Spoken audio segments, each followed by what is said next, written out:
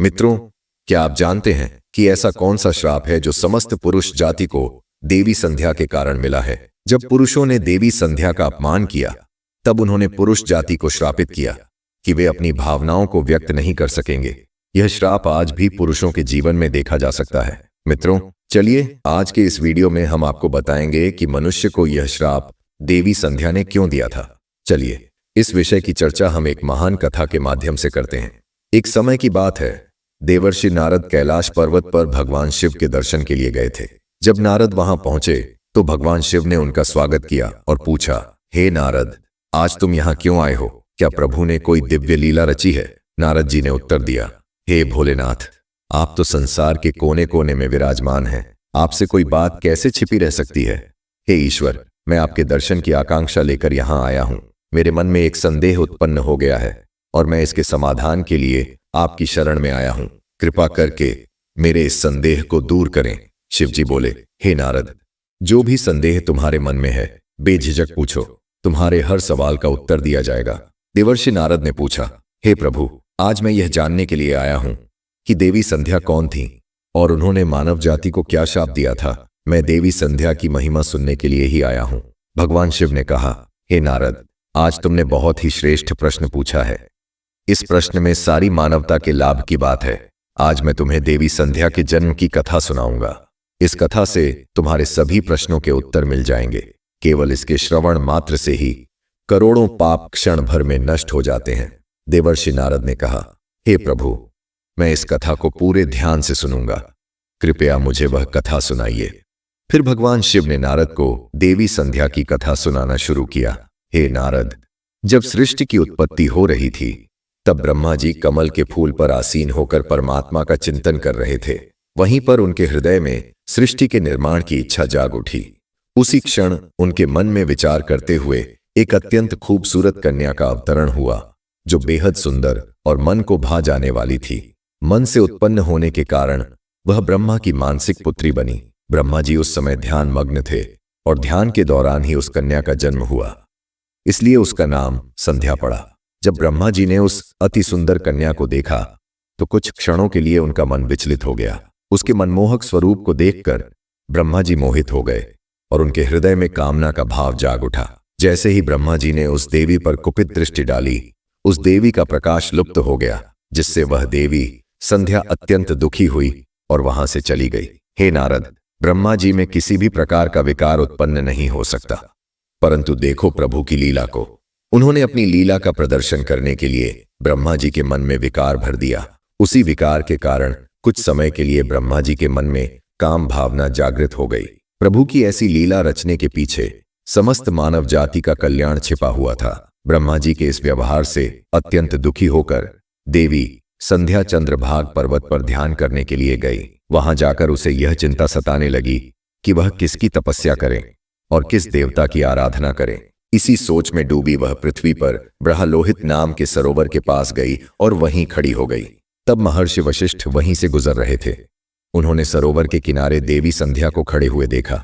महर्षि वशिष्ठ ने देवी संध्या को अकेले पाकर उनके पास आए और पूछा, हे देवी, तुम कौन हो और किसकी बेटी हो? इस डरावने जंगल में तुम क्यों भटक रही हो?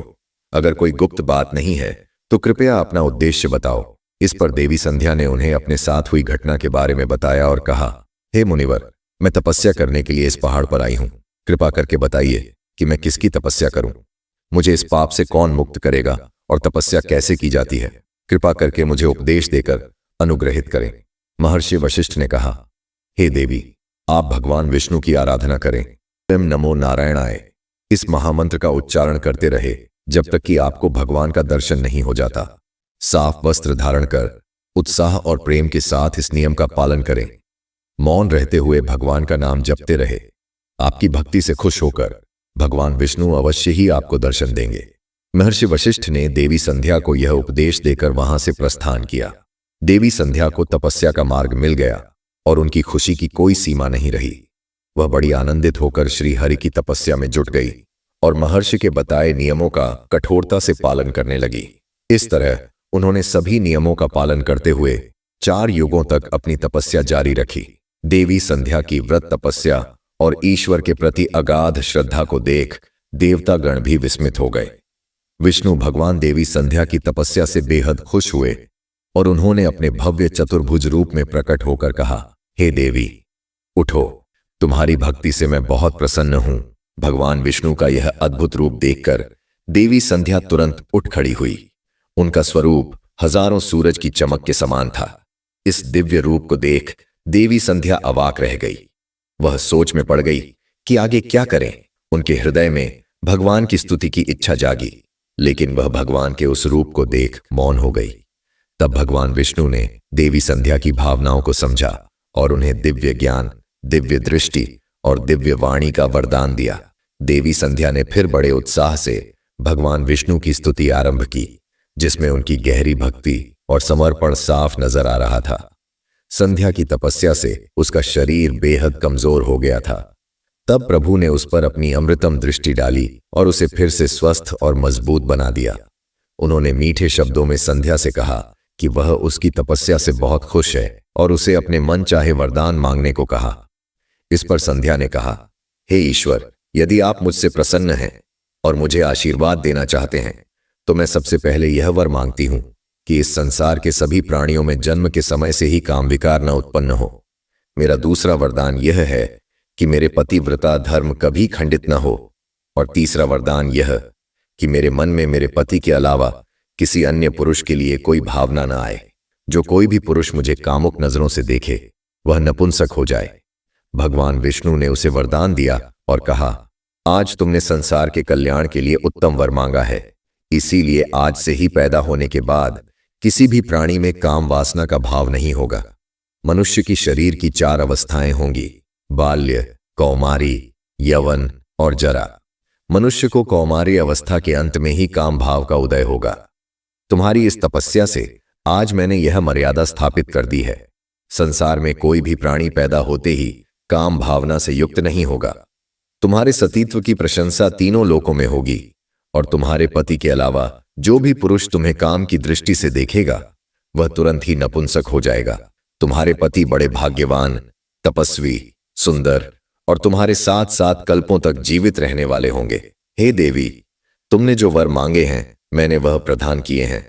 भगवान विष्णु ने अपनी बात पूरी की। अब मैं तुम्हारे मन की बात कहता हूं। पहले तुमने अग्नि में अपने शरीर को त्याग देने की प्रतिज्ञा की थी। यह प्रतिज्ञा तुम्हें इसीलिए करनी पड़ी क्योंकि ब्रह्मा की दृष्टि तुम पर पड़ चुकी थी। निर्दोष होने पर भी तुम अपने इस शरीर को त्यागना चाहती हो। इस स्थान से कुछ ही दूरी पर चंद्रभाग नदी का किनारा है। वहां पर हर्षमेधा नामक यज्ञ चल रहा है जो पूरा होने में 12 वर्ष लगेंगे। इसी यज्ञ के दौरान तुम्हें अपने वचन की पूर्ति के लिए अपना शरीर छोड़ देना है, लेकिन ऐसे वेश में जाना है जिससे मुनियों की नजर तुम पर ना पड़े। मेरी कृपा से तुम अग्निदेव की पुत्री हो जाओगी, जिसे तुम अपना पति बनाना चाहती हो। उस अग्नि में अपने आप को समर्पित कर दो। इतना कहकर भगवान विष्णु ने अपने हाथ से देवी संध्या के मस्तक को स्पर्श किया। भगवान का स्पर्श होते ही देवी संध्या का शरीर आटे का बन गया। भगवान ने ऐसा इसीलिए किया क्योंकि मुनियों का वह यज्ञ संसार के कल्याण के लिए हो रहा था और उस अग्नि में मांस ना गिरे और अग्निदेव मांस भोजी ना बन जाए। फिर अंततः देवी संध्या दृष्टिगत हुई और उस यज्ञ के स्थान पर गई। उस समय उसके मन में एक ही भावना थी। उसने पृथ्वी पर आते ही सबसे पहले महर्षि वशिष्ठ जी के दर्शन किए थे, इसीलिए उसने अपने मन में महर्षि वशिष्ठ जी को ही अपना पति मान लिया और उन्हीं का चिंतन करते हुए उन्होंने यज्ञ की अग्नि में अपने शरीर को त्याग दिया। फिर भगवान की आज्ञा से अग्निदेव संध्या के शरीर को सूर्य मंडल पर लेकर गए।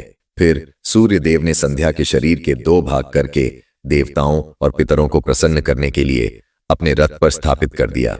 उसके शरीर का ऊपरी भाग प्रातःकाल हुआ और शेष भाग संध्या काल हुआ। देवी संध्या के कारण ही सुबह सूर्योदय के समय को प्रातः संध्या कहा जाता है और सूर्यास्त के समय को संध्या काल कहा जाता है। इस प्रकार देवी संध्या जो त्याग की मूर्ति थीं, उन्होंने अग्नि में प्रवेश करके अपने जीवन को समाप्त कर दिया। भगवान विष्णु की कृपा से देवी संध्या का दूसरा जन्म अरुंधति के रूप में हुआ और वे ब्रह्मा वशिष्ठ जी की धर्मपत्नी बनी। भगवान शिव नारद से कहते हैं, देवी संध्या के कारण ही संसार में आने वाला हर प्राणी काम भाव से मुक्त होता है। उसमें किसी भी तरह की काम इच्छा नहीं होती, जब तक वह कौमार्य अवस्था को प्राप्त नहीं कर लेता तब तक उसमें काम वासना का उदय नहीं होता। इस प्रकार से मैंने आपको देवी संध्या के जीवन का चरित्र सुनाया है। देवर्षि कहते हैं, हे प्रभु, आपने देवी संध्या के चरित्र को सुनाकर मुझ पर बड़ा उपकार किया है। देवी संध्या की कथा सुनकर मैं धन्य हुआ। आपका कोटि कोटि धन्यवाद। हे प्रभु, अब मैं इस कथा का तीनों लोकों में प्रचार करूंगा। तो दोस्तों, आपको यह कथा कैसी लगी? कृपया कमेंट करके अवश्य बताएं। अगर जानकारी उपयोगी लगी तो कृपया इस वीडियो को लाइक करें और कमेंट्स में हर हर महादेव अवश्य लिखें। आज के लिए बस इतना ही। आप सभी का बहुत धन्यवाद।